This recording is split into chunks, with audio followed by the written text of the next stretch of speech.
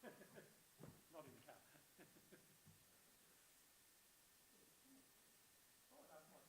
Yeah, no. So I've been used to driving in Sydney traffic. That's my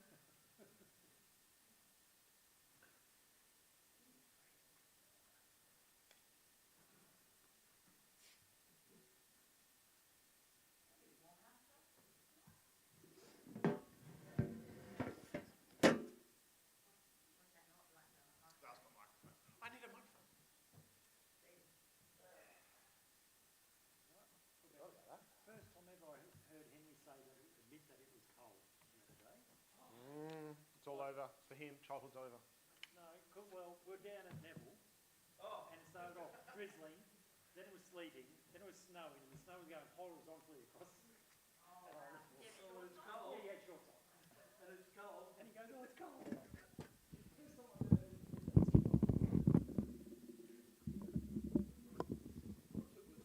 admit that it's cold. That's right. Is that loud enough, Don? Right. He normally does a steer and it doesn't land. Anyway, he wasn't going to be there. He said, send me a text saying, oh, the sheep in the yard. Anyway, I thought, he normally has a couple of cows and like a couple of steers in the I better find out which is the right one. So I gave him a call. He goes, oh no, we're not doing a steer. First time I'm really happy not to do one. What day was that? Thursday. Oh. Yeah, that day. Good. That's the one thing I know how so standing when you're inside the oven. That is cold that day. I was sure to give that up. Yeah, That's good. no, it was, yeah, they were trying to do it. It's not really horizontal because of the snow and rain.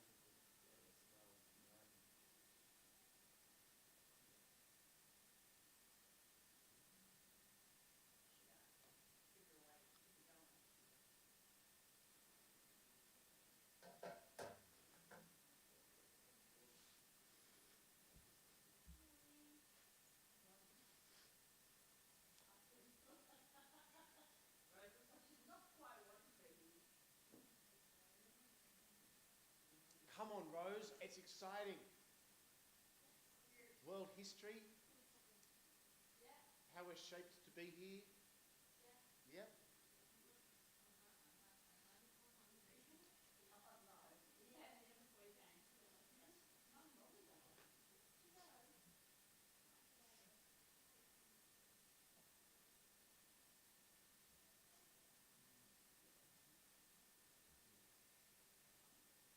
It's time to start. Ron, can you just push that door just so it doesn't echo back? Thanks.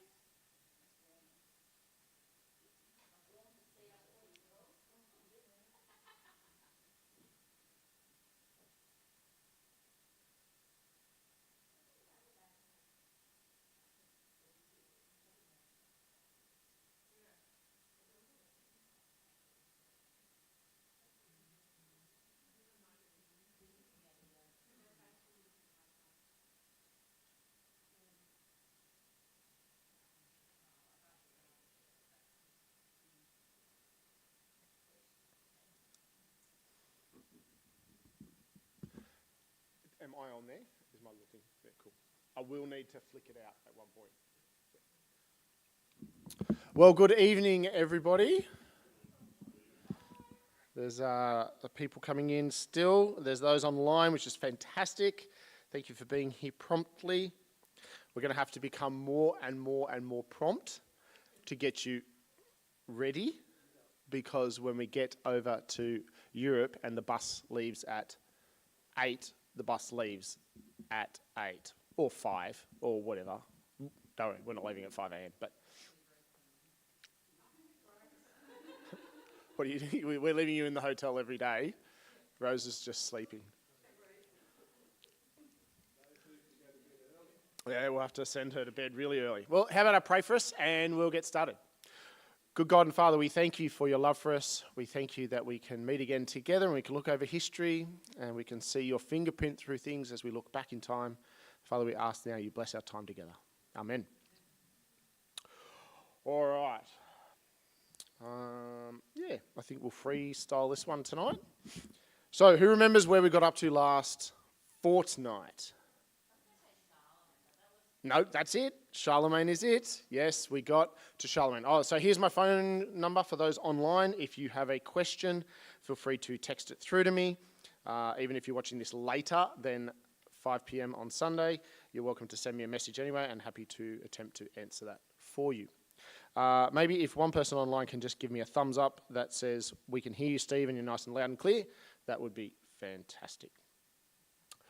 Okay, so we ended a fortnight ago looking at this. We got to this part of the timeline. For those who haven't seen this timeline before, it's just the Steve's interpretation of the timeline of history. And up there, up the top, in between the rise of, or the invention of Islam in the 600s and before the Crusades, after we click over to the 1000s, we're in this period of time. The time of Charlemagne, Charles the First, or what was his other name? Does everyone remember? Sorry? Charlie? Yeah, Carl? Yeah. And what was his other name? Carl the Hammer, Martel, remember? Or Martel. Okay, so we can put Charlemagne into our timeline there. Charlemagne Magna, or Magne, just means great. So Charles the Great, Charlemagne. And hopefully you remember this diagram that I gave you, that this is now what happened. Remember, Charlemagne, Frankish, he's Frankish, and for him to hold Frankish, for the Franks to hold power, he needs to do a trade with the Pope, and the trade is for earthly possessions, wealth, land, etc. In other words, he's paying the Pope, and the Pope is blessing or giving him a legitimacy to rule. So one is ordained by God, and one is supplied by man, and around we go. And this is the story of medieval Europe for a few hundred years. So here we go, Charlemagne. Now we need to cover some other things with Charlemagne before we move on.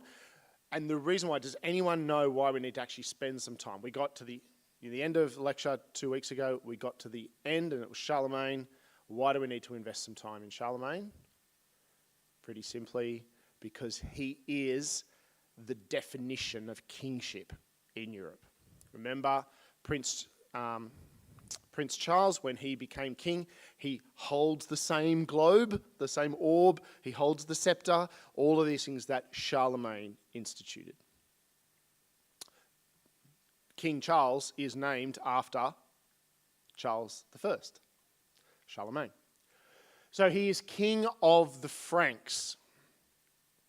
And he is also king of the Franks and the Lombards, which is just another people group inside the Germania, or the Germany region that we saw, that first looking at places. And he is also the Holy Roman Empire. Because of that trade in power, he gets the crown. He gets to be the Holy Roman Emperor, or Imperium Christianum. He is referred to as the father of Europe. Europa Pater, the father of Europe. You can see, they adore him, right? And part of this is propaganda, of course. He's the everything. He holds everything together for us. He is also called the new David, the new King David, okay? So you can see what's now going on. People hear the stories in church, because everyone's going to church. They hear the stories about King David and this great place where God is blessing. Oh, this is what you have as well under Charlemagne.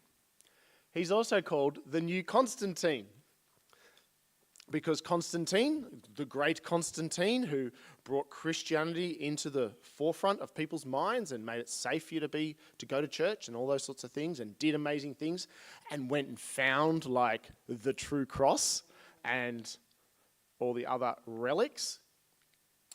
And he's also called Carolus Magnus. So Carol is just another word for Charles.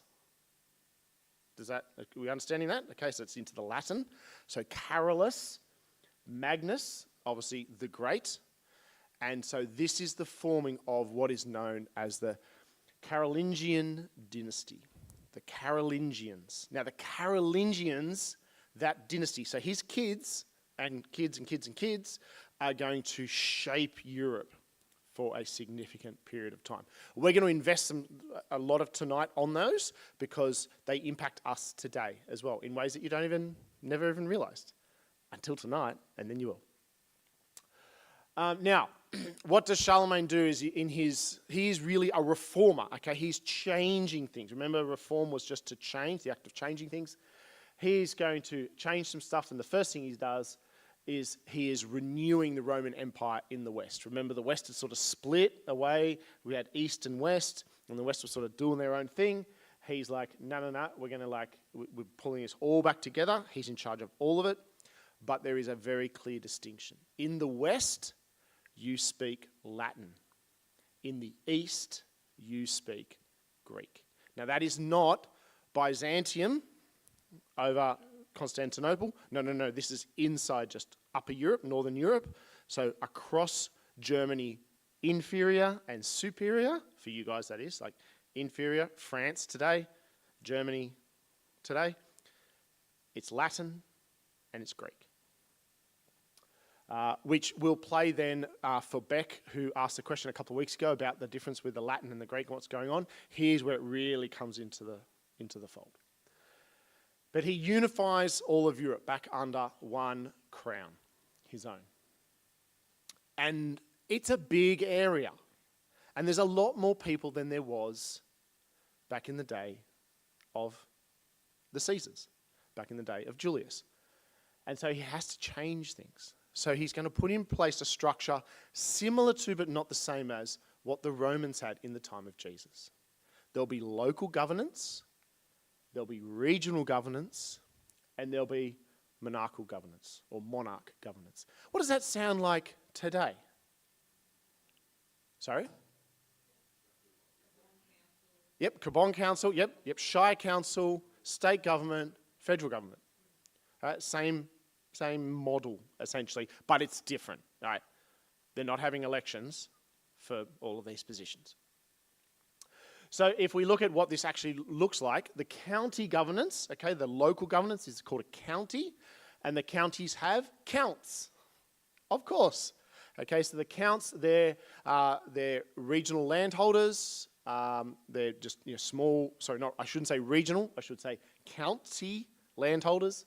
And this is where the bishops and the abbots come into play as well. So it is both secular positions and religious positions in the local context. So a village, there will be at least a count, and there will be a bishop who is sort of moving around between a couple of villages, and there'll be an abbot, there'll be an abbey, there'll be a friar or something going on as well.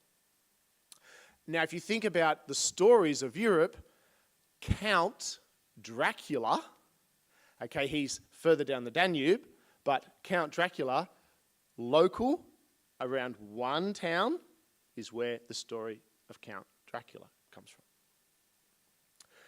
Provincial, that bigger region area, the province, the provincial governance.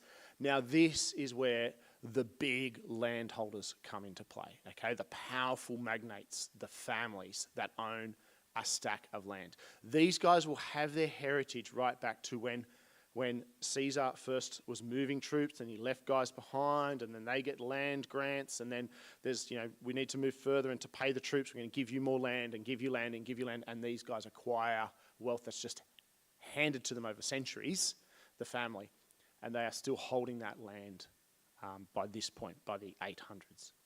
And so they become very important in the scenario. Really what we would probably call that, in England it's very similar, we would call it Lord of the Manor. Okay, so he's got his land, and then he's got his people living on his land and working his land.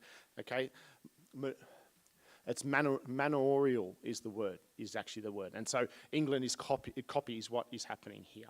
Yeah. And there is a thing called the Missi Dominici circuit. And this is basically judges, for all intents and purposes, they're judges, and they are traveling around, and then they hear people's complaints as they go. What does that sound like from the Bible? Samuel. Samuel did a circuit through Israel, dealing with people's issues and problems and all those sorts of things.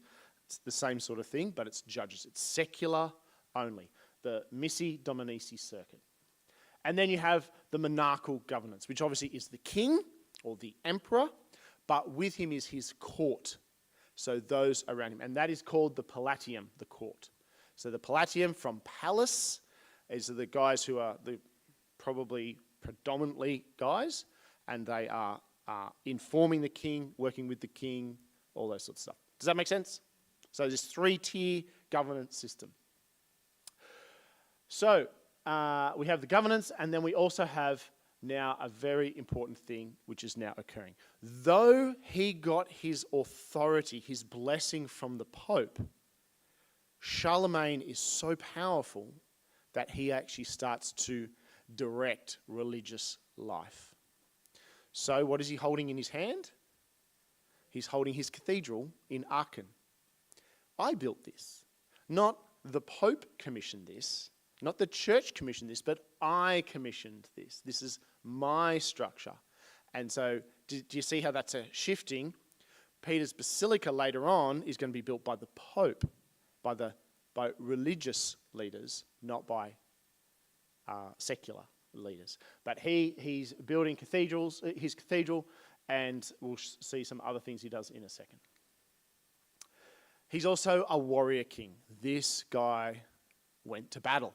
He's going into battle. He's winning battles. He's claiming land. He is successful.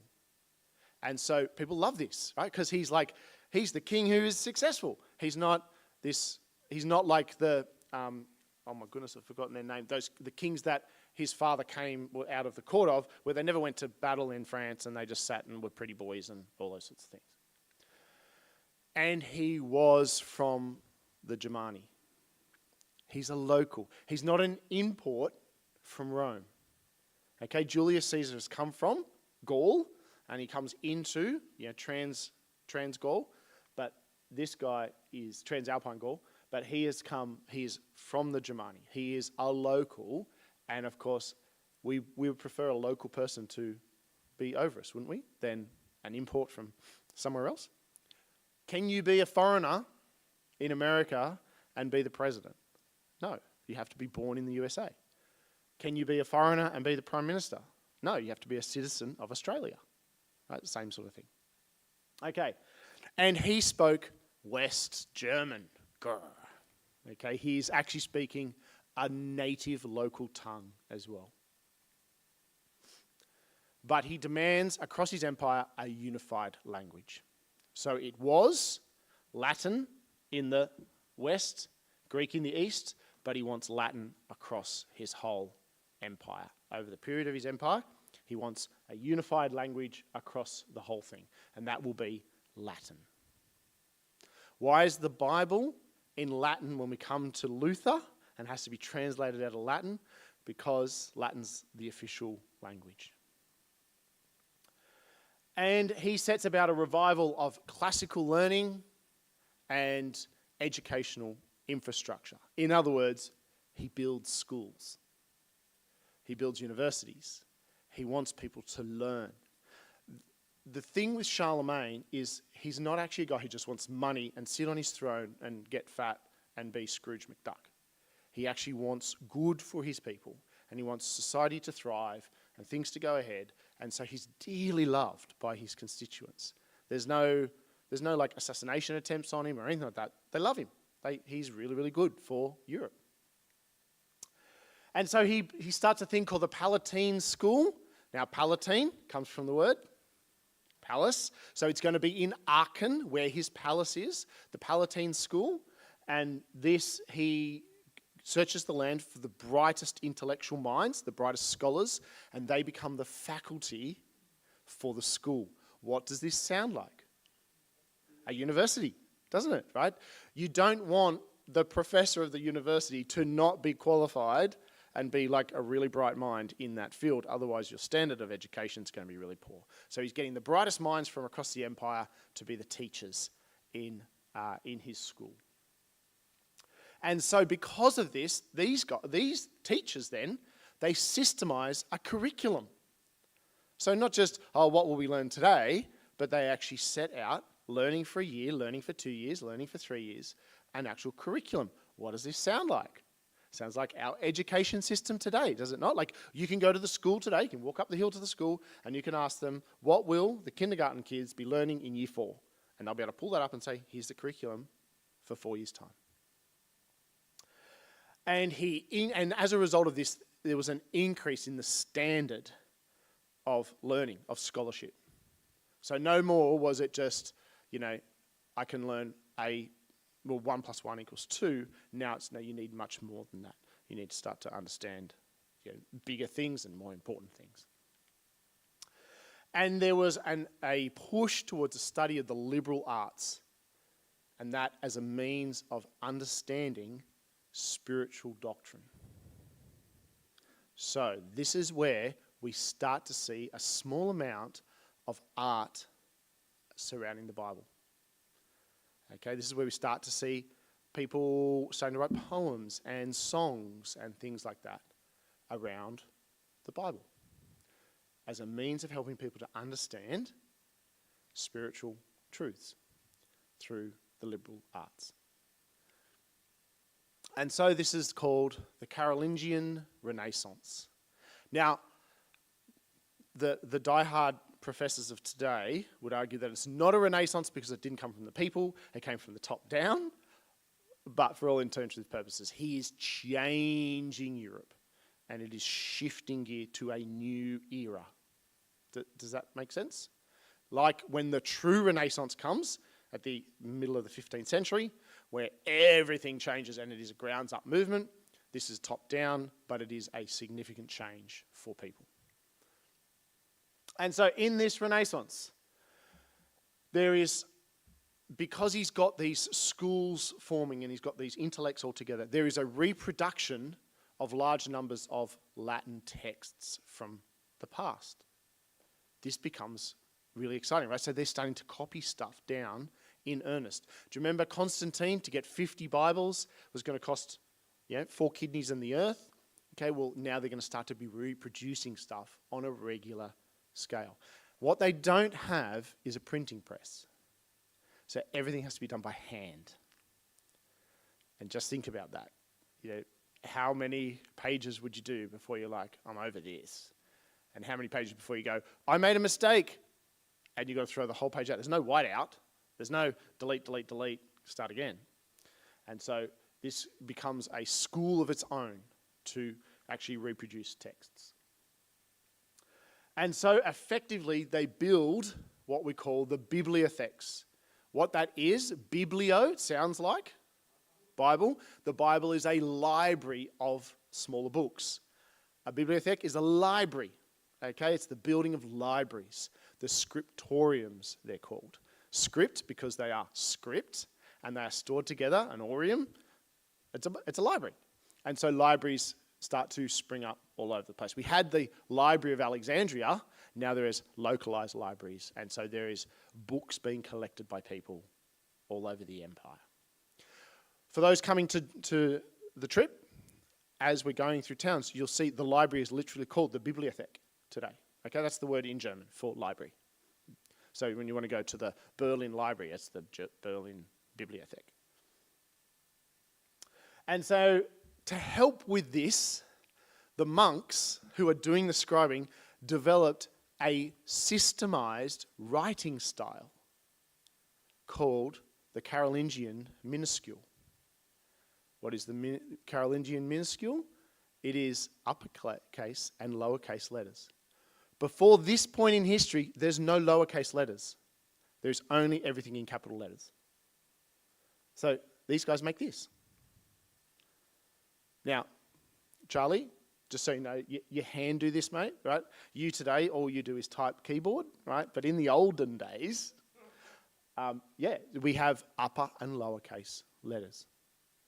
Now that's pretty amazing, right? This is where it comes from. And so if you look back at old manuscripts or copies of old manuscripts, everything's in capital letters. Anything written in Latin, it's all the one typeface. These guys create a new font, but it's also upper and lowercase. So the minuscule, the lowercase. think that's pretty amazing.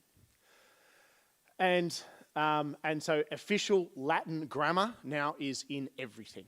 So everything is now Latin, and there is a systematic philosophical understanding of Christian doctrine. Okay, there is a philosophy around Christianity, which is called scholasticism.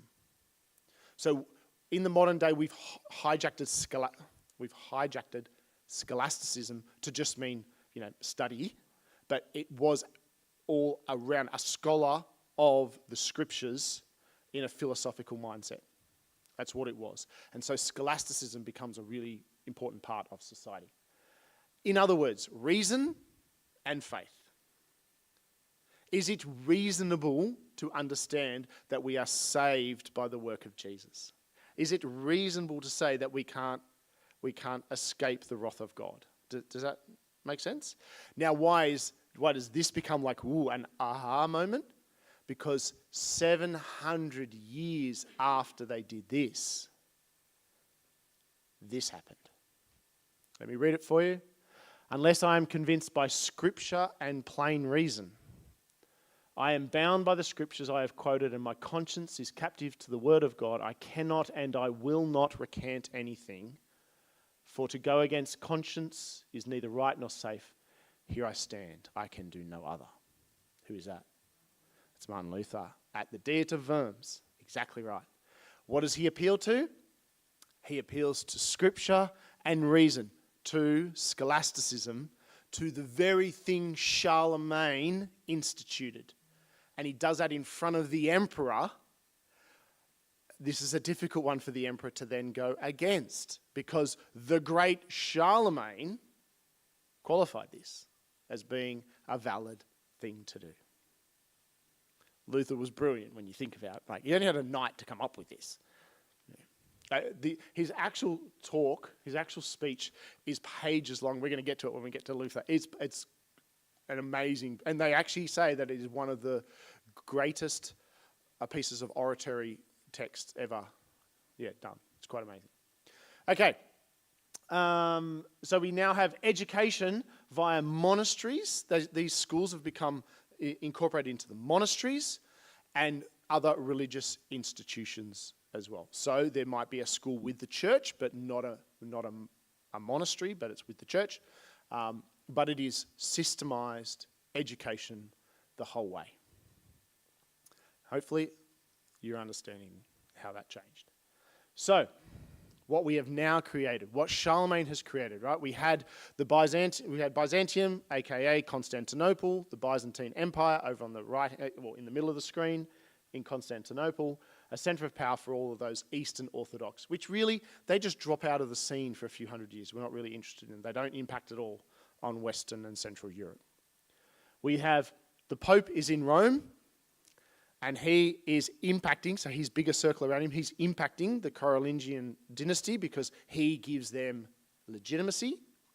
Meanwhile, the king, the emperor, is in Aachen, the green dot, and he has an influence over the spiritual lives of people as well, as he builds cathedrals, schools them, encourages monks and abbeys and bishops and scholasticism as well. And so 814 rolls around.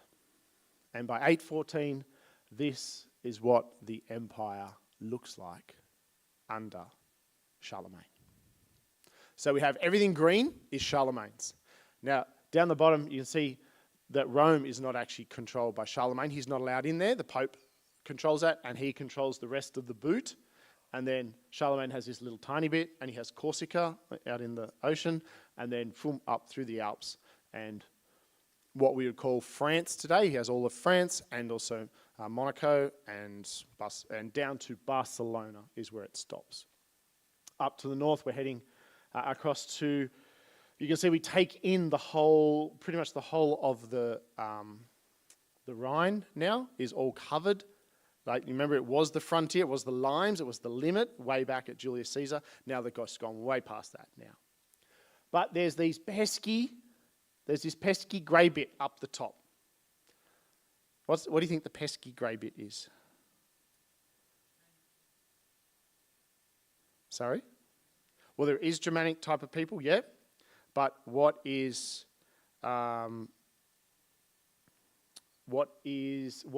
Germanic people is it?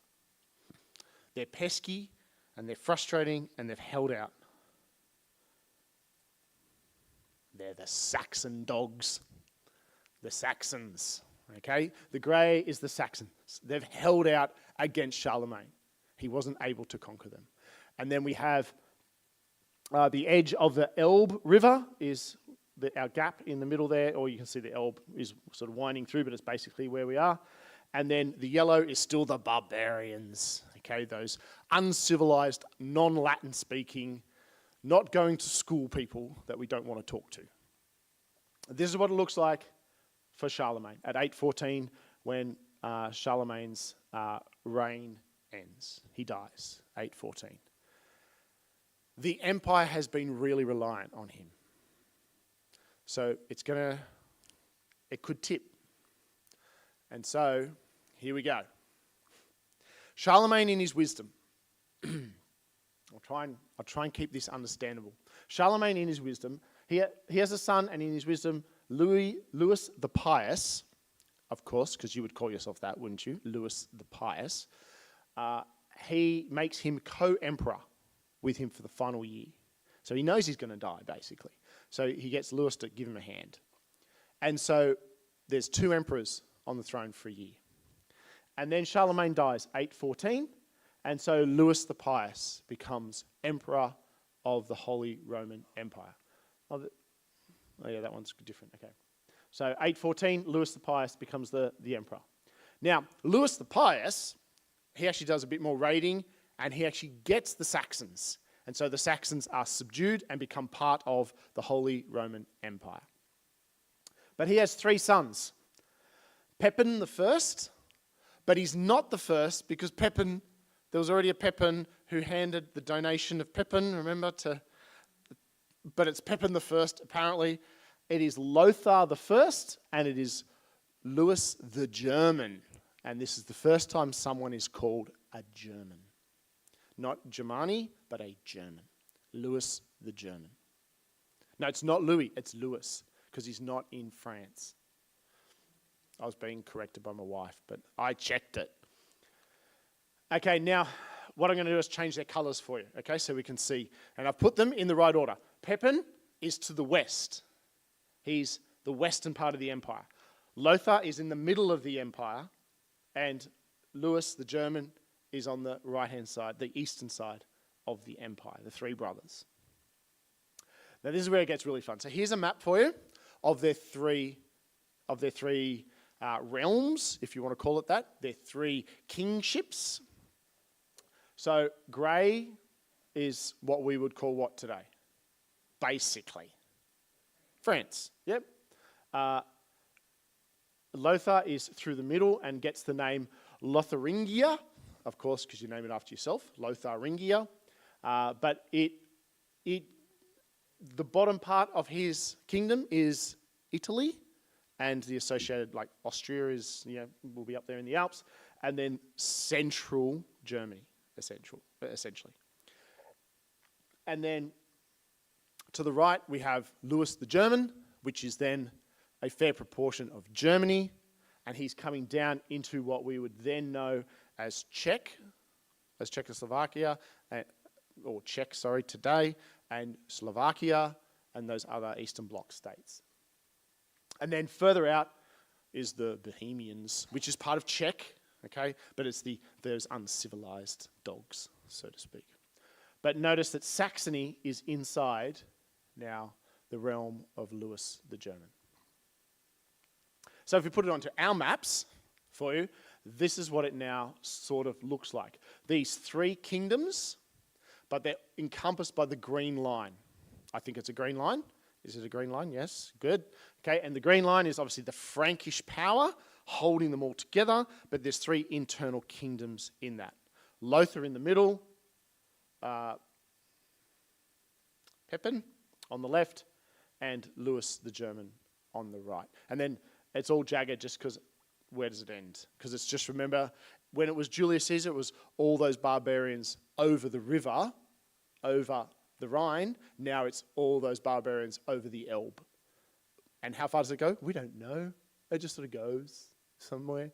And if you want them, Lewis, you can go and have them. We don't really know. We don't know how far it goes. It just is what it is. So let me go back for a second. And so that is 838 AD. It looks like this. Now, in 840, we then have a little situation happen. And that is that Lewis had actually had another son called Charles. Because, of course, you would name him after your dad. But he's called Charles the Bald. What do you think was the mark of Charles the Bald? The answer here was no hair on top. No, it's actually that he was super, super hairy. So we don't know why. But he was called the Bald, but he had heaps of hair. Just to mess with your head, because that's what naming people in Europe wants to do. Okay, now Pepin dies. So Charles the Bald takes Pepin's place and takes the grey, takes the western part of the empire. So now we have these three brothers in play. And this is 840. So we have West Francia, we have East Francia, we have Middle Francia. They thought really hard about the names of these places. And then we have the Bohemians all out to the side. So we have Charles the Bald, we have Lothar, and we have Louis the German. All right, here we go. You remember this picture? Okay, Frankish power, Roman church, okay, and the combination of how it worked. Well, this is what it suddenly has to do. Because there's not one person involved now, there's three. So these guys, Charles the Bald, Lothar the First, and Louis the German, they're all part of the Frankish power bloc. But they're now influenced because of Charlemagne. He brought in county, provincial, and monarchical governance. Well, we now have the bishops and the abbots and the counts influencing how you can control things, how you can administer your kingdom. And we have the provincial stuff, we have the bigger land people, the bigger landholders, and in there, down the bottom, we have the magnates, the big land families. They are the power brokers. Up the top, we have the Missi Dominici, so we still have the judges going around doing their thing, and we also have the Palatium, but it's like there's three of these now because they're with each king. And so they've all got to appeal to the Pope for legitimacy, and they've all got to send physical blessing to him so that they might have spiritual blessing back. You see how things are suddenly shifting, right? Who's the kingpin now? Who's the guy that everybody's coming to? All right, now, Charles hates Lothar. And Lothar hates Louis, and he hates Charles. And Louis hates Charles, and Charles hates Louis. The brothers all hate each other. And of course, once you separate them, and now they've got their own standing armies, they're going to try and bash each other up and do all sorts of things. And so it's going to get messy really fast. And what's at stake?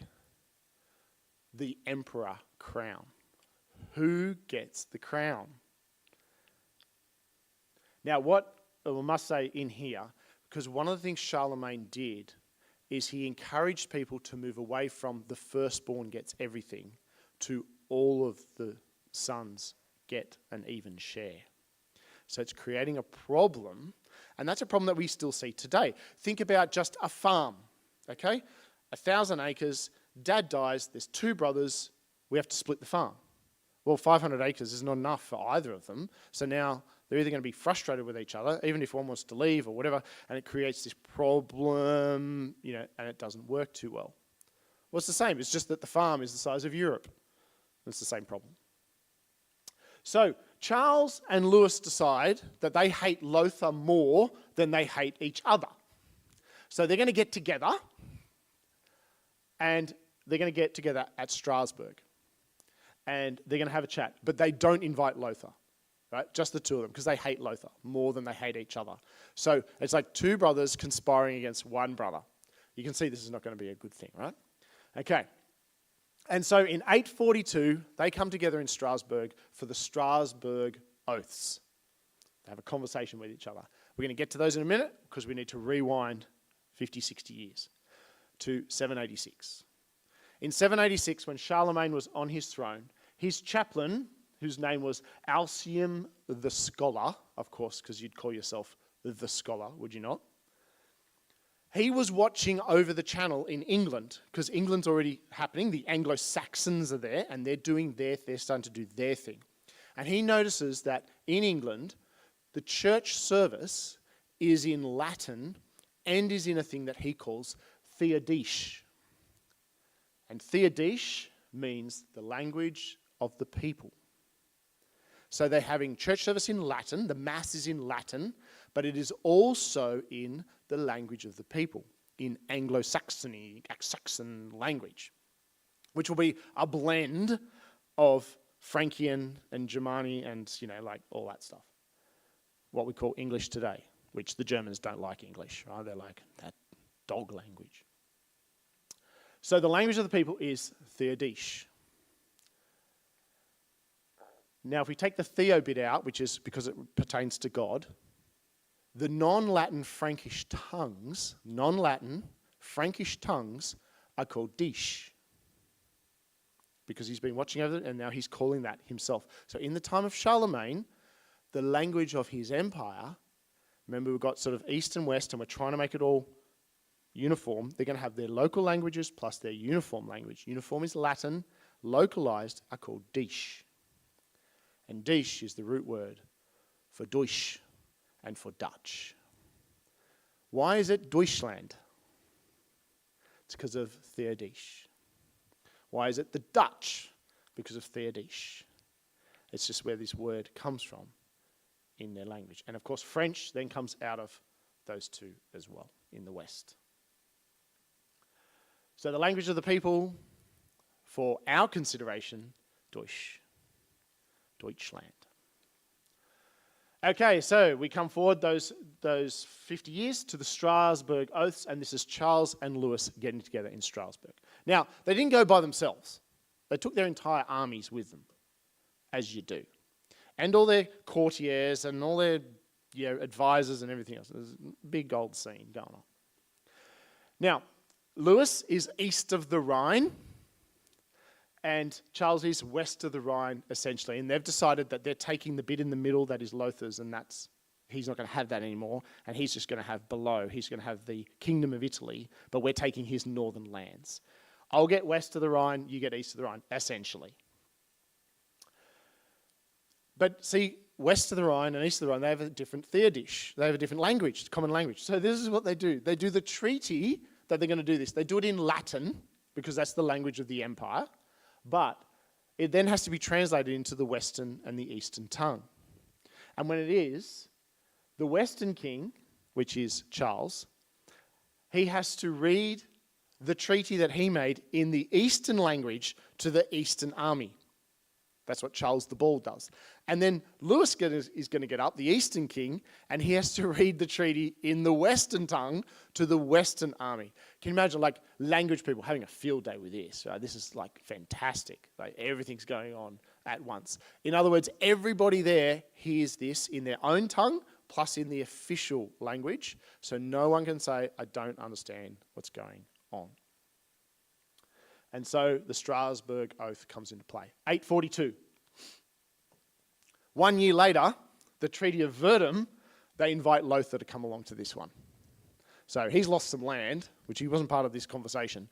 And now they're going to have, and so a bit of biff happens all the time because of that. They invite Lothar to the table, and the Treaty of Verdun happens. And in this, so there's Lothar, they divide up the Carolingian Empire. From this, I'm missing a slide. We've just got to come across and close the gap. Okay, so where Lothar's stuff goes up, we basically close that off, and that now becomes the two sides with the south. However, if you control Italy, then you are in direct contact with Rome, you get the crown. So Lothar becomes emperor. Both of his brothers hate him, but they make him emperor because he has Italy. It's a puzzling time. So we have Charles the Bald in the west, Lothar as emperor, and Louis the German. What I want everyone to do, you need to stand up and flex yourself, because you're about to get so confused, it's not funny. Stand up, stretch yourself. At home, get up, stretch yourself, jump on, hit your head on something, wake yourself up.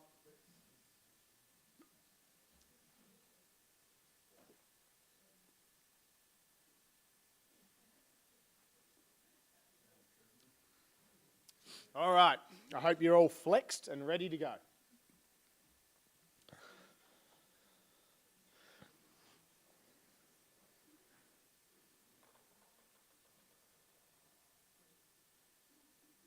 We've got some messages come through. I'll answer those at the end. One, a really cool one from Beck, and and from a couple of other people. We'll get to those at the end. Okay, Charles the Bald to the west, Lothar as emperor, and Louis the German on the right. Now, Louis the German, he's not Louis the First, because Louis the Pious would be Louis the First, right? But he's Louis the Pious, and this guy's Louis the German. So Louis the German is the second, Louis the Pious is the first, you would think. But it's not. Just to mess with your head some more. Here we go. Oops. So we have the three on the outside. We have that whole system going on, which we went through. This is what is at play for them as they're working, as they're existing. But this is where the magnates start to rise in their power even more. If you control land, you have power. It's a simple reality. And it's the same today. If you control land, you have power. Well, the magnates become more and more powerful. They have to be wooed by these kings in order for them to keep the people, raise an army, do all those things. And if they want deer on their table, they need to talk to the guy who owns the paddock where the deer are living. Okay, so Lothar, he has a son called Louis II, who is not Louis the German, but is Louis II. Even though Louis the German is the second Louis, he's not the second Louis, because Louis II is the... You get the idea, this is getting really confusing. Anyway, so Louis II becomes emperor when Lothar dies. Charles the Bald, he then becomes emperor when Louis II dies. But Charles the Bald has a son called Charles as well, but he's called Charles the Stammerer. Now, that is a nasty word, isn't it? If you had a stammer, to be called the Stammerer, you would get stuck in the stammer and you would never get out of the stammer. It's nasty. Who does that to your child? Anyway, Charles the Stammerer is king of the Western Territory, while Charles the Emperor, Charles the Bald, is emperor. Yeah, Charles the Bald then has a son called... So, Charles the Stammerer has a son called Louis III, who is not a brother to Louis II, he's a cousin to Louis II, but he's actually the fifth Louis, but he's fourth Louis, but he's called, you get the problem, right? Whatever. And he has a son called Charles the Fat. What do you think typifies Charles the Fat? Yeah, I don't think he was fat. His drawings, he's not fat, so it gets a bit confusing. Okay. Now, Charles the Fat is both the king of Western Territory, but he also becomes the emperor in the late 800s. He died, when Louis II died, Meanwhile, Louis the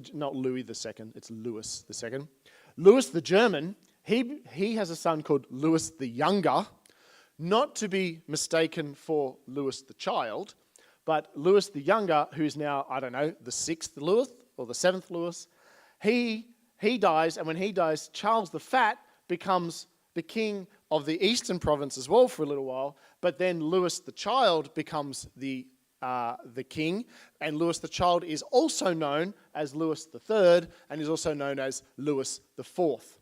So Louis and Charles are in charge all the time, but you have no idea which Charles it is and which Louis. How confusing. So if you want...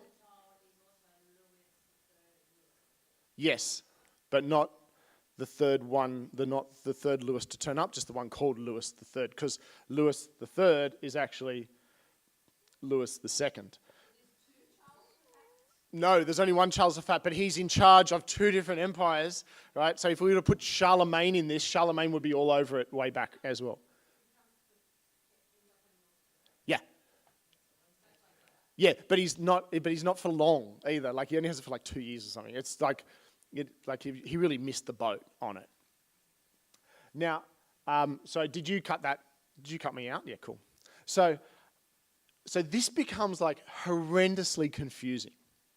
What you will find that if you want to go and look at this, or if you want to look up Charles the Fat or Charles the Bald, what it will say is it'll actually say Charles the Fat, as an example, over here on the left, King of West Francia.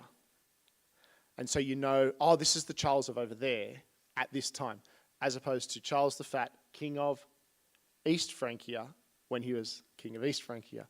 Does that? And then the Louises, Louis III, King of West Francia, as opposed to Louis III, who's also called Louis the Child, who's the King of East Francia. But you know what?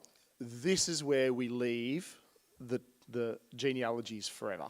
It gets too hard, okay? When you're doubling up on names, and it's just crazy. Yeah. So we're not going to spend too much more time on this, because this just gets really, really puzzling. Only if we desperately need it will we do any of these again. No, because if you're called Charles, who are you in the manner of? You're Charlemagne. You're Charlemagne reincarnate. And if you aren't Charlemagne reincarnate, you're Charlemagne's son, Louis reincarnate, so to speak, right? So of course you're going to do it.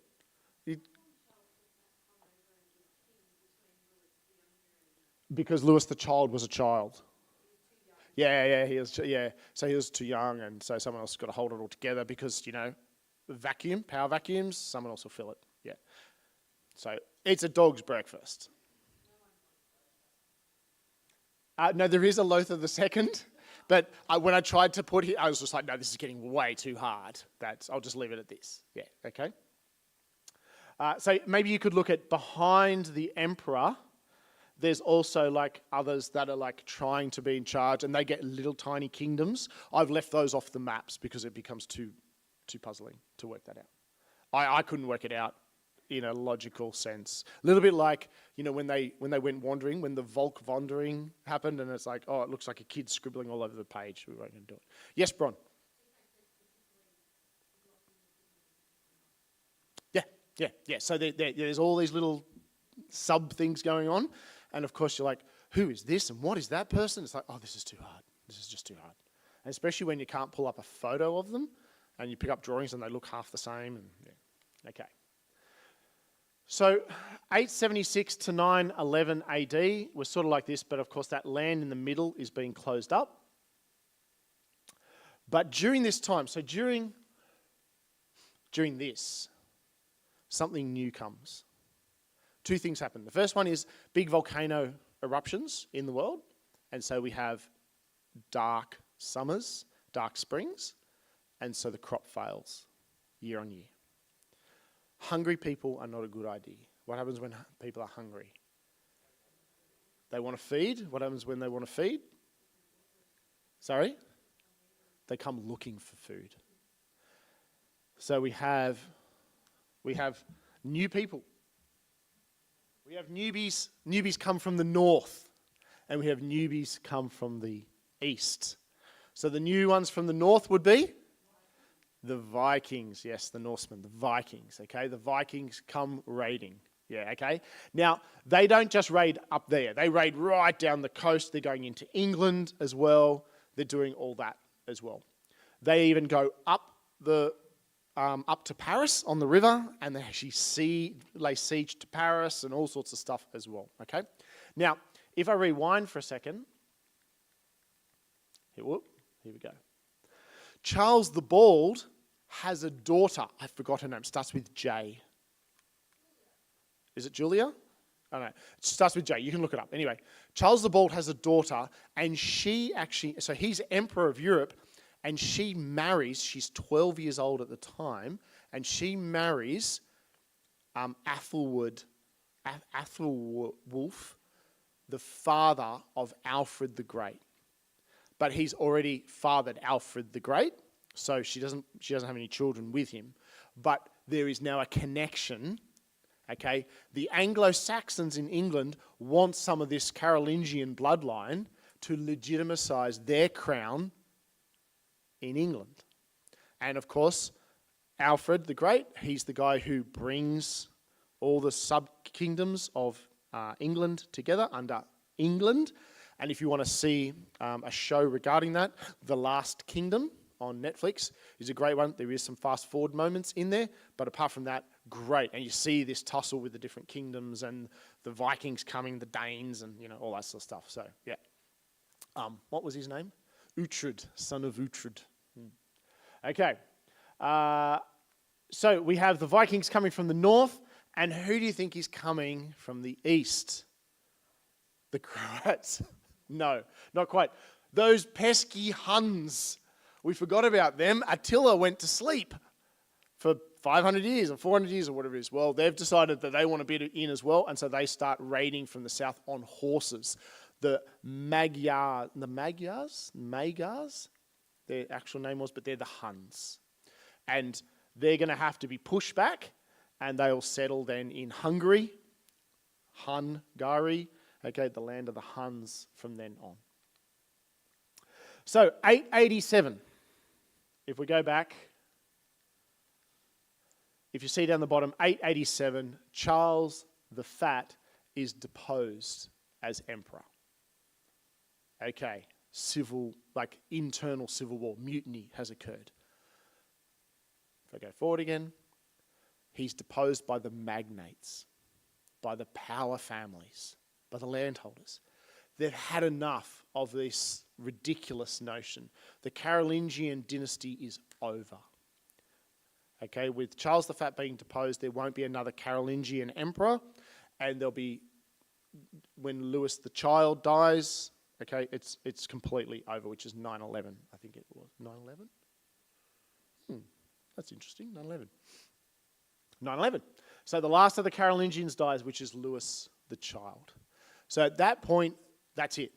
The Carolingians are over. Their golden era of just over 100 years is gone. What does the Bible say? Kingdoms rise and kingdoms fall. So there's no more dynastical king in Germany. And this is the rise of the magnates, the electors. So these guys now set in motion something very new. And that actually comes from the ancient time of the Germani, that they would elect the one to lead the tribe. The electors will now elect the emperor. Does that make sense? You don't go to the Pope necessarily, so much so as the electors. This is what's coming, right? They're pushing for this, and we need one more step in it for it to happen. And here's what happens. So 911, they have the election of Conrad, Duke of Franconia. So he's in France. The Duke of Franconia, he is elected as the boss man. And then he dies 7 years later. So he's only just started to get rolling, and he dies, and that just stuffs everything up again. And so they elect, now this is classic, Henry the Fowler. What do you think typifies Henry the Fowler? No, he loved it. He loved going hunting for fowl, so he was called the Fowler. Okay, Henry the Fowler. This is where Henry VIII is going to be pulling his name from as well, right? Years down the track, all right? Like Henry has now entered the royal names. And he is Duke of Saxony. Now this is amazing, right? Because the Saxons were the holdout ones. They were the ones who wouldn't come under Charlemagne. It was then his son Louis who had to bring them under control. And here they're now electing a Saxon, the Duke of Saxony, as the next big boss. And his big act, He's going to bring the spear of destiny to Saxony. What is the spear of destiny? It sounds fantastic, doesn't it? Well, remember what we saw way back with Constantine, and they found the true cross. Well, Henry the Fowler has the spear of destiny, which is, there it is down on the bottom left-hand side, it is the lance that speared Jesus' side. Of course, because it's just been hidden for 1,000 years. Someone's been having it in the cupboard. But anyway, the spear of destiny is now at play in Germany. The era of relics is back. And what's he got with it? Hang on, let me... sorry. There we go there. Looks a little bit too clean for a Roman like standard spear. But anyway, look what he's also got. Do you remember that picture? What was that? It's a piece of the true cross. Remember that got stolen from Jerusalem? He's got one too, apparently. So he's got the cross and he's got the spear of destiny, the lance of destiny. If you Google the lance of destiny, it's quite amazing because there's 4 of them. Because everybody wanted one, right? Okay, and Henry sets about fortifying the eastern frontier of Germany. Those pesky barbarians, we're going to fortify against them. So he builds up fortification, castles or fortresses, all that sort of stuff to keep them all out, protect his eastern front. He doesn't have to worry about anything behind him because he's got it all the way to the sea. He's got it. He doesn't need to worry about it. All he needs to worry about is who's coming from those Bohemians, etc. So this is what it now looks like. There's a place called France, or Francis, like France, Franconia, and there's a place now called Germany. And they are brothers and sisters, so to speak. They speak different tongues, different Theodish, but also Latin over the top. Italy is to the south. This is what's going on. The Aachen is still there for you, just so you know, where you've got your little reference point and what's going on outside. And so he's got sort of 20 years that he's in charge, till 936. And then in 936, he's got a son who is then crowned king, and his name is Otto. Has anyone ever heard of Otto? Sorry? Otto bin, an Otto bin. Not quite the same, no? Maybe not. Okay, so so this is a new name coming in, right? This is another new name, Otto. So if what are you going to do if you were like fresh on the scene and dad was, there's no genetic line back to Charlemagne, but, he's still the standard. What do? Well, you go to Aachen to be crowned in the manner of Charlemagne. You use Charlemagne's throne to be crowned on so that people associate you with Charlemagne. And you even call yourself the Great, Otto the Great, in the manner of Charlemagne. So he does that, but Europe is obsessed with legitimacy still. They still are holding on to Carolingian minds, the Carolingian mindset. There's still this, this was the grand old days. They're obsessed with legitimacy, and particularly the magnates are, the power brokers. So, Otto is not related to Charlemagne at all. There's no relation whatsoever. And he doesn't control West Francia at the moment. Okay, he doesn't have it under his control. And he has no claim to the throne legitimately. So what to do? What to do when you want it, but you can't have it? You go to Rome. Exactly right, okay? So here we go. But instead of it being Frankish power now, it's the Kingdom of Germany. is what we're worrying about. He's not even going to worry about Franconia, the French stuff. He's just worrying about the Kingdom of Germany right now. So he's still got his county stuff going on. He's still got his provincial stuff. The magnates are massive now in this. But this is what he's going to do. And it is called Translatio Imperii. I have no idea why. I didn't bother to get it translated. But it might be the transmission of the imperial crown to him. And so he makes a deal with the Pope. Now, this is not the same deal as Pepin, as the donation of Pepin. This is with Pope Stephen.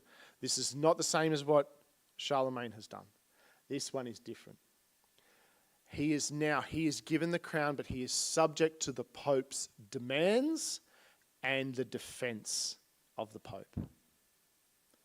In other words, the Pope feels threatened, he's got to come running. What's been rising in the south and rising in the southeast? Islam. On the other side of the Mediterranean, Islam. Right? The empire, the Islamic caliphates and that's all rising in power. Rome is getting spooked. Byzantium is under attack, like the Byzantium Empire is under attack. Their frontier is actually a war zone. And the Pope's going, you've got to come home. You've got to come and look after me. You've got to come protect me. And so Otto, in getting the crown, loses much of his freedom to do emperor things.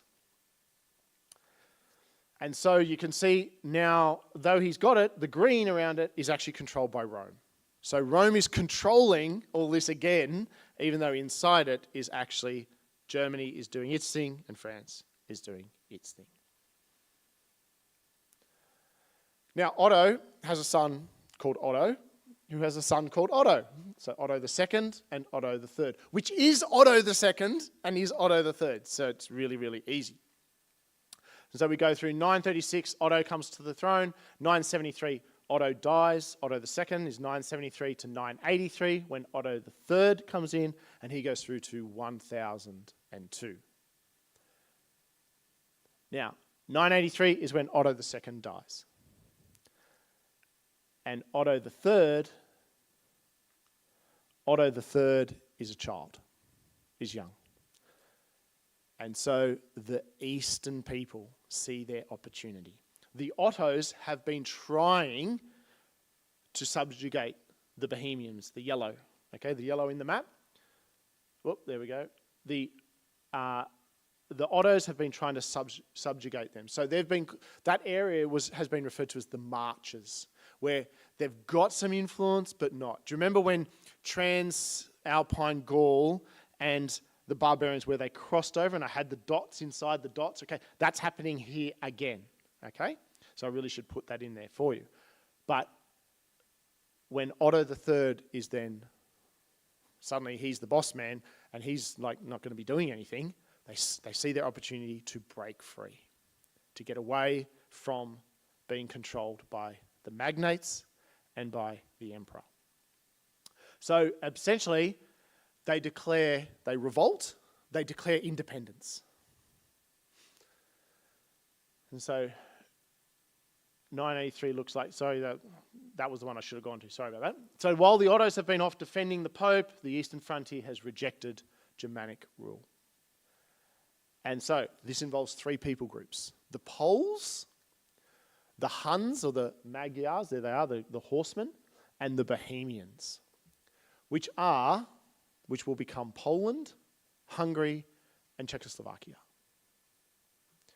All three of these countries, which is Czechoslovakia is Czech and Slovakia, because they're separate countries now. Czechoslovakia in the communist era, the area, but today Czech and Slovakia. All three of these countries have been Christianized because of the impact of Germany. So they've all got faiths. They're all Christian cultures, but they're like, we don't want the Germans over the top of us. We don't want you guys. We're going to stand alone. And to do that, they seize their opportunity and they go and make their own deals with the Pope. What deal? Same. You give the Pope wealth and authority and he'll legitimize you as your standalone group of people as well. And so this is now what it looks like, but all of it is controlled by Rome once more.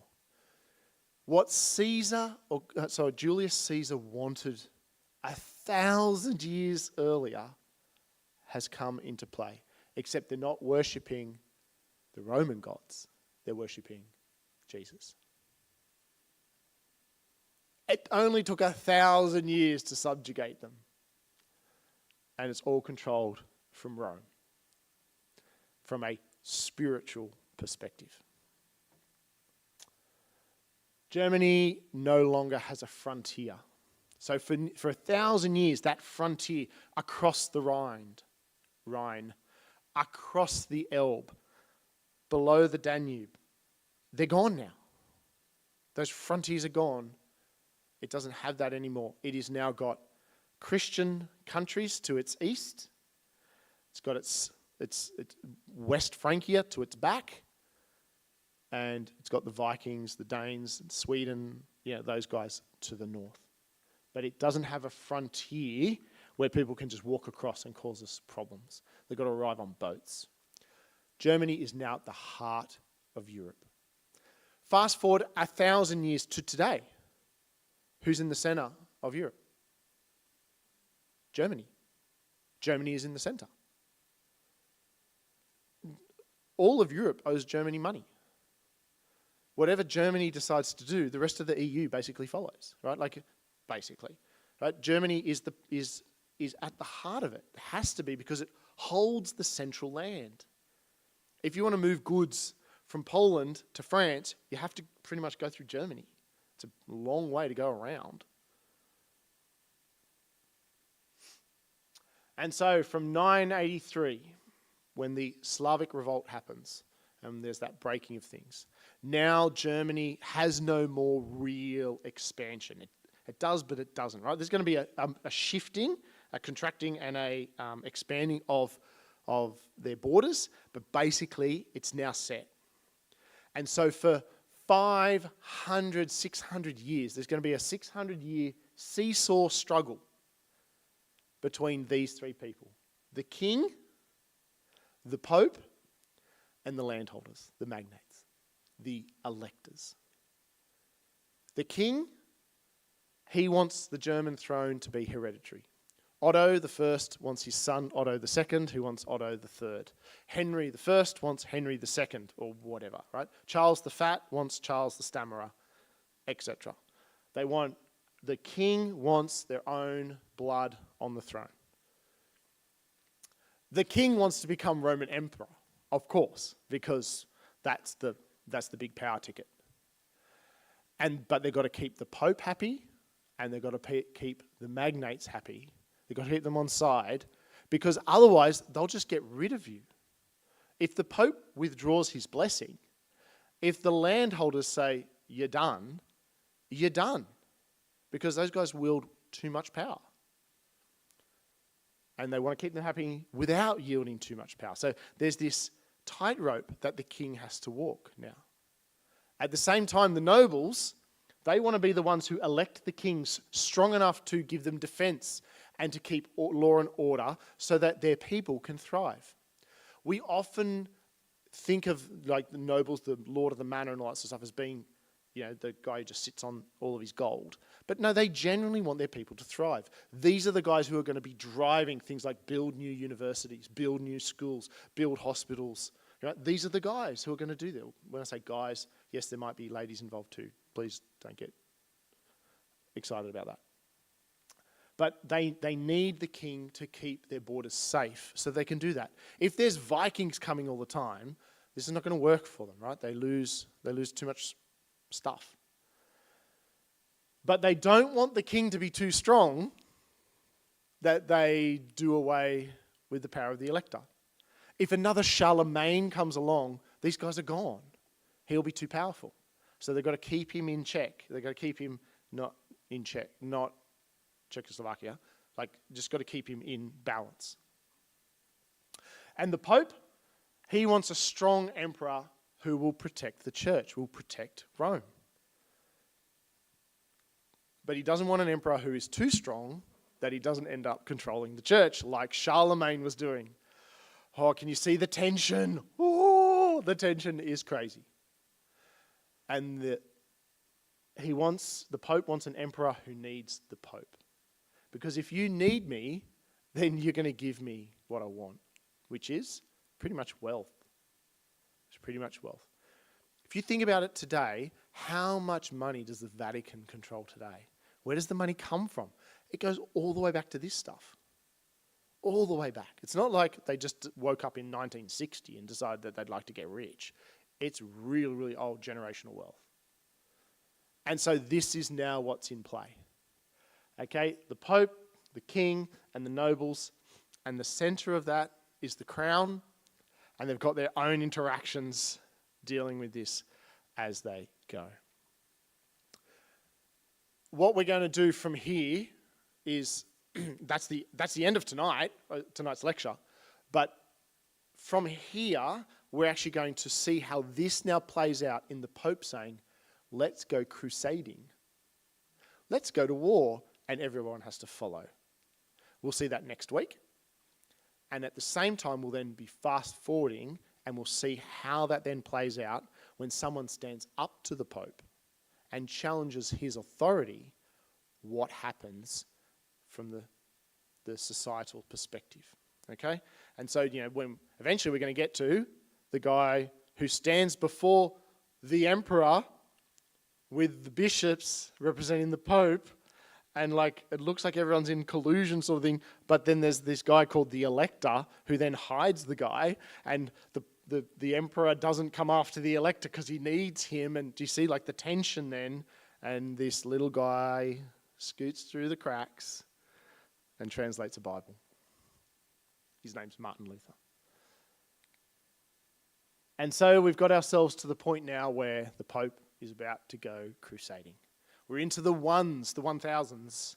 We're into the time of the Crusades, when Islam is now coming this way and the Pope wants to push back, and we're going to have a to and fro, and we're going to have silliness happening, really stupid stuff going on. It's sort of a sidetrack to what's happening in Germany, but it sort of shows us why it happened, and then when we see what the Pope or what the church puts in place to drive people to go to war. And it's wow, look at this. Promising them heaven. Promising them a ticket to heaven. It's quite an astounding thing. Questions? There you go. How's that we moved, I don't know how many hundreds of kilometres, hundreds of years, 200 years. But if there's any questions, I hope there's questions. I had someone on my phone. Yes, I did. Oh, Rob Peffer can't wait for Magna Carta. Thanks, Rob. Helpful? Yeah. Okay, so we've got here, Steve. Why does Charlemagne institute scholasticism and education? Is it to do with being able to control people as the ruler by controlling what ideas shape them, or does he altruistically care about how people engage with reason and faith? Yeah, it's actually the second one. He genuinely cares for the people. He doesn't need to control them intellectually, because most of them don't have much of an education already. They're already controlled by, are you safe? And is there food? Type thing. He's actually looking to lift society and lift their understanding of faith and what we've been told Jesus has done and what they've understanding is in the Bible. You've got to remember, most people can't read what's in it, so we've got to lift their education so that maybe they can read it. The Bible only exists at this point in Latin, in the Vulgate, it's called. I hate the word because it sounds vulgar, but the Vulgate is the only way they've got the text in Europe at the time. But it's a genuine thing. He's not a despot. He's not a Kim Jong-un or whatever he's, he's not that type. It's genuine care for the people, lift them out. And that's why they all loved him. They all loved him. And they still revere him today. And we still use his manner of writing today for that. We use his governance system sort of thing today. Actually, I'd love it to go back to landholders and, have little huts on your land and everybody living there in little communities. It'd be fantastic, wouldn't it? Except the Vikings bit. Okay, we'll see if there's another question.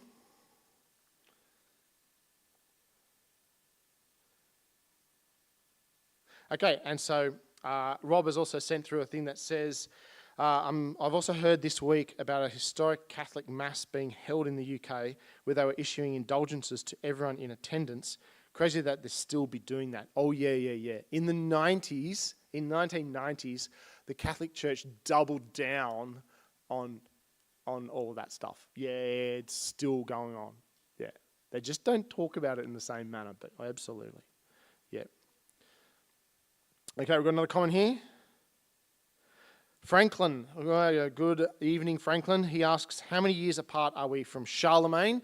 We are 1,211 years. 1,211 years since Charlemagne.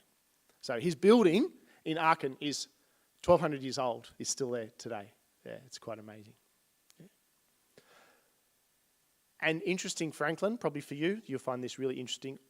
The whole complex in Aachen that Charlemagne built includes the town hall. What was the town hall? And in there is like, not a fresco, but like a pressed metal artworks in there. It's in the fireplace. And on there is like, there's a chameleon and there's a bird and there's different animals. And one of them is clearly a dragon. And you're like, how did they know what to etch or push in? The first dinosaur was 1800 and something that we dug up. How did they know? Interesting thought. Maybe they just read it in the Bible in Job chapter 38. Or maybe there was a dragon. That'd be pretty cool. Any other question? Oh, there's another one here. Sorry. No, there's not. That's it. Anything from our crew here that they want to ask? No? All right, so we're going to do something else now for a little bit of time. Oh, no, we have another one. Oh, Franklin said, what? Yes, Franklin, dragons. Wait for it. Maybe next fortnight, maybe the one after. There's a mad-looking thing that you're going to love.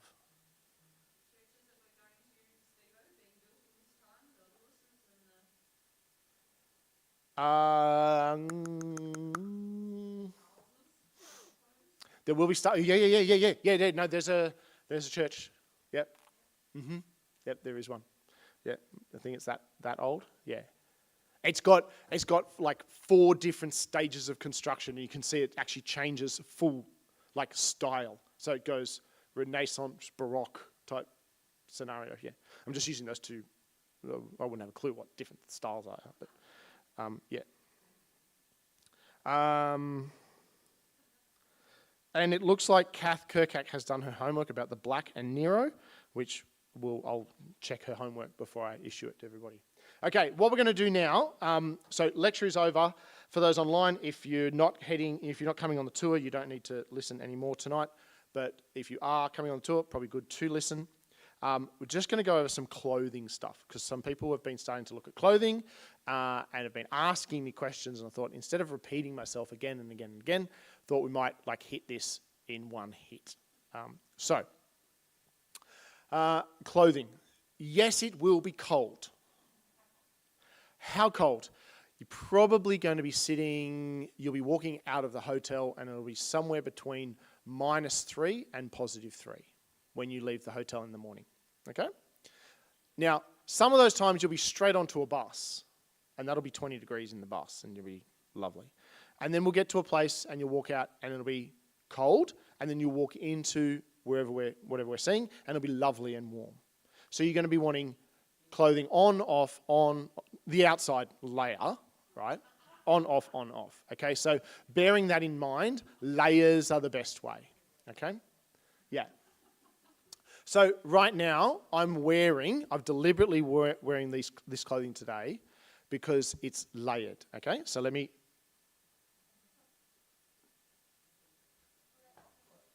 So we're leaving the hotel.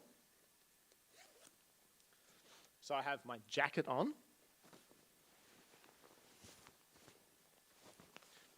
And if it's snowing, I'm all good.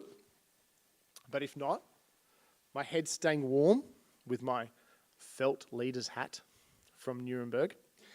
And I've zipped up my jacket as well, so I keep the cold out. And my hands can go in my pockets, or I've got some gloves if I find myself with really cold hands, and I'm all good to go. And let's say we're in Wittenberg, and we're going to be walking down to Melanchthon House, where Melanchthon lived, and we're going to go and have a look in Melanchthon House. It's going to take us an hour to walk through Melanchthon House. So when I walk inside Melanchthon House, instantly, because it's like 24 degrees in there, this will come off, and we want it nice and easy to come off. And I'll be quite comfortable like this, or like this. And in most places, there'll be a locker to put your coat if you want to, or it'll be just carry it and walk around. And if it is really warm, I can even take my jumper off, and I'm left with a shirt underneath. And depending on what the weather has been forecast for that day, I might even have a singlet or a long john on underneath that. Or I might have a shirt on, a t-shirt underneath, this shirt, a shirt, and then I might just have my jacket. It's just monitoring. Now, you know, Shelley feels the cold when it's 40 degrees. She's like, it's cold. And she's going to send me a message about that saying, no, I don't. Yes, you do, Shelley. So Shelley will have like 11 layers on, whereas others will have not many layers on. But if you have no layers on, you're going to be very, very uncomfortable, right? You want to be able to move yourself through that as much as you like. It's -3 degrees when I'm leaving, and it's only forecast to get to 3 degrees. I'll have long johns on under my jeans as well. I'll have 2 pairs of socks on. I'll have a thin pair, and then I'll have a woolen pair, because then the woolen pair will last 2 to 3 days, because the internal sock has, you know, if I've sweated at all, it'll all be in that one, and then the other sock will be fine for an extra day. And I'll have a pair of shoes on, probably these shoes some days, and I've got some boots as well. So it just depends. If they say it's going to be an icy day, I'll probably have the other boots on. If it's not, I'll have these ones on. On the day we go to the Wartburg Castle, I'll have my boots on because it's a walk up the hill to the Wartburg, and so I don't want to walk in these ones. I'll walk in my bigger boots because they've got more grip. You get the idea. Yeah. Oh, yeah, sure. Thank you. I look after them well. So they're just Merrells. But they'll be sprayed before I leave with waterproofing spray, just so they stay dry. I'm planning to pack 2 pairs of jeans. Sarah thinks 3, but I'm planning to pack 2, because a set of jeans will last you a full week. Because not if they're light coloured. If they're dark coloured, you'll be right for a week, okay? Because you're not running around and sweating in them, but if you slip over, you might have a wet bum, and you're going to need to, you know, clean those or whatever. But all of the hotels have, you know, laundry service, or you can just wash them in your shower. And if we're there for 2 or 3 nights, and hang them up, and they'll be dry by, you know, after a day. They'll be fine. And then often they have heated bathroom floors, and you lie things out on the tiles, and you heat them up. Yeah, you know, it's pretty good. It works well, doesn't it, Warwick? Except when we're then ejected from the hotel. Yes. When I say go do some washing, 20 minutes later, quick, pack your bags, we're evicted. Should we not get black fedoras as well? Or will an Akubra do? Look, an Akubra would do, but see, my thing with this one is it's completely crushable, and it comes back. So I can roll this up in my bag, and it's available at the Nuremberg Christmas markets. Yeah. So this is my Angus Potty Gentry hat. Yeah, all right. It was €50, yeah. So, but that's my leader's hat. So you guys all know who I am. Where's Steve in the crowd or whatever, so I can find him. Yeah, it'll be like that. You know, the scenes in Hollywood movies where all the suits run and yeah, anything. Then I will probably have. Most days I won't have a backpack on. I'll just have inside my jacket, I'll have like my diary and phone, take some photos, and you'll get your whispers as well. Okay, so at the start of the trip, when we get to Germany, you actually get a thing called a whisper, which is a headset in your ear, to a Bluetooth device, and then I have a little microphone, and the tour guide has a microphone. They can whisper to you, and you've got a full signal in your ear, so you can be looking over here while you're getting, without us having to yell and scream, which means we can walk into maybe a church where it's quiet, and we're not going, whoa, whoa, whoa, whoa, but you're hearing it full, and you can also hear what's going on around you at the same time. A lot of places, and we'll tell you closer to the time, they'll be all listed for you. But a lot of the places have like an audio guide that's free with them, and some of them they hang around your neck and you listen to it, and others are actually an earpiece, like you plug your own headphones in. Some of them are an app on your phone, and you just connect to their Wi-Fi, and we'll let you know about those things as we need to, so that you're ready for that. So my phone will most likely, I'll walk into Melanchthon House and it'll go ding, and it'll connect to the Wi-Fi because I connected to it last year, so it's recorded that password, and off we go. Yeah, I hope that makes sense for people. There's places to grab a drink or something to eat like everywhere except the Wartburg. Not at the Wartburg, but there is in the town, and will be in the town as well, so you could grab something. There was a cafe in the Wartburg? Oh yeah, there was, yes, there was. Yeah, actually, there is one, yeah. Yeah, just a $5 set that stick in your ear, you know, just the cheap stuff. It would be completely fine. I wouldn't be bringing these ones. No. And probably your whisper might even unplug. Maybe, I don't know yet. Might unplug and just plug it into if you've got a phone with an audio jack. But otherwise, you'll just need the ones that either Bluetooth or the ones that most phones now don't have an audio jack in them. The new phones don't have an audio jack, but in your charge port, you can actually get a charge port connector that goes to an audio jack, and that's $10 from Sarah. Where from? $10 from Kmart for the USB-C port into audio jack, and then your headphones into your ear. Yeah, or Bluetooth it. A Bluetooth set is fine as well. You can just read. Yeah, you can completely just read. I love to do the just read. Sarah likes to go skip, skip, skip, and just keep walking through. And then I say, now what about this? She goes, when was that? It's like, that was like yesterday. Oh, I didn't see that. No, you didn't. A scarf is a good idea. Now you might want to buy that over there in Germany. There'll be people selling scarves everywhere, and they'll be $10, 10 euro, 15 euro. Or you can buy one beforehand, whatever. If you're a lady, you probably want two, because you don't want all of your photos to have just a yellow scarf. Multiple scarves can change your outfit like that. Blokes, there's actually a scarf I've got, and it's like a stretchy thing, and you just pull it over your head, and it literally just is a collar. They're great. They're fantastic. If it's windy, you just pull it out, bang it on. Yep. Don, you'll need something on your head, mate. Yeah. Warwick, you're going to need one too, mate. And I'm losing it too, so I've got to. You just be careful, you. Okay. Hang on, we've got some more. Maybe.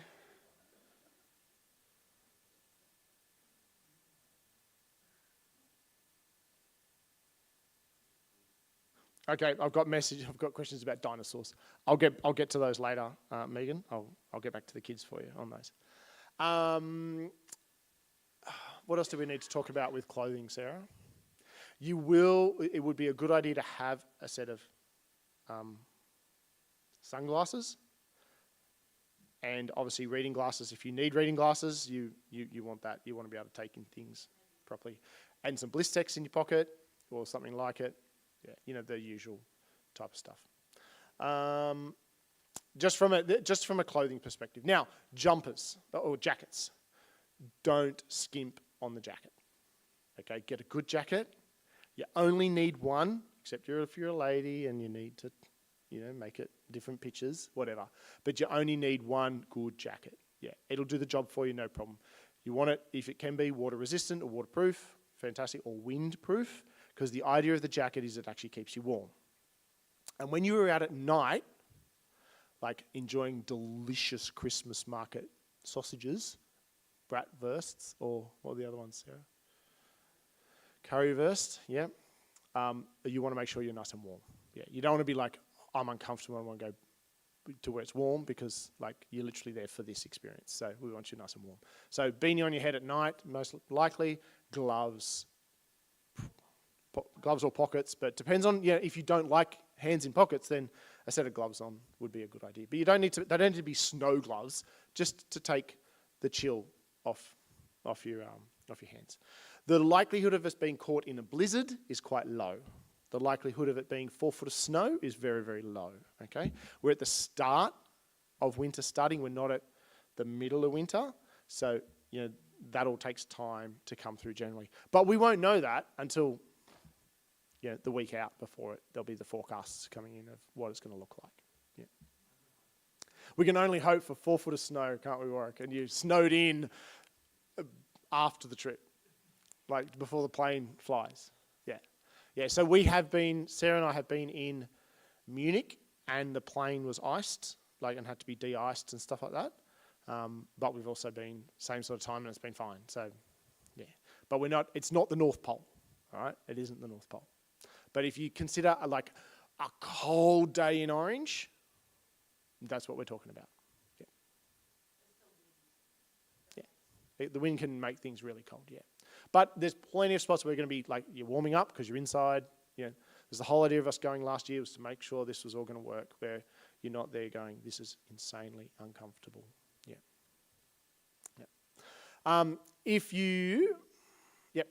That'll be all of that for now, I think. Oh, there's more messages.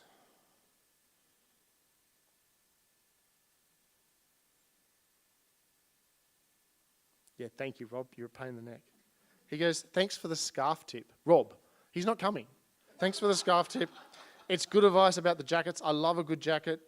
This message is just a distraction to break your train of thought. Thank you, Rob. Yep. Revenge is sweet. Yeah. Any questions about any of that? Nope. Fantastic. So I think it's August is when he'll start sending out the invoices. Yeah, obviously we're trying to wait for that dollar to make sure that's right. I got a massive email the other day with a billion questions that I need to deal with. What about this? What about this? What about this? What about this? But no, that's all very excited. Yeah, it's just not, 60 cents. I think it's at 57 or 58 or something. 55 tonight, was it, Sarah? She's tracking it all the time, so we'll see what it comes out at. Yeah. But yeah, it'll be a few weeks yet before they ask for the final. Yeah. So you've got a few weeks yet to. Travel insurance. So depending on how you do it, if you're paying with a credit card, particularly a Visa card, you can check your fine print. The next one will be Australia Post. Go to Australia Post and ask for travel insurance. Olive Tree can do a travel insurance quote as well, so go and choose one. In light of 2 years ago, I'd say it'd be advisable to have it because we weren't envisaging certain things, and certain things happened. We're not envisaging anything, but certain things you never know, so you want to make sure. Yeah, is that cool? Excellent. If you go back and look at the itinerary that you would all have now, there's going to be some really exciting different things going in there, and there's more in the itinerary than the itinerary, with stuff I haven't told you about, purely for the fun of it. And then there's the Steve surprises and those sorts of things as well. The big half-day Steve surprise, please don't feel that you have to come to that. You can just take a rest that day, as it is a rest day. But if you miss out, well, you've missed out, haven't you? I'm looking at Jez, yeah. You didn't do anything, mate? All right, there you go. Let me pray for us and we'll get going. Our Father God, we thank you for our time together. We ask now as we travel home that you watch over us and keep us safe on the roads, we pray. We ask this week that we might honour you and glorify you in all that we do. Amen. Feel free to come and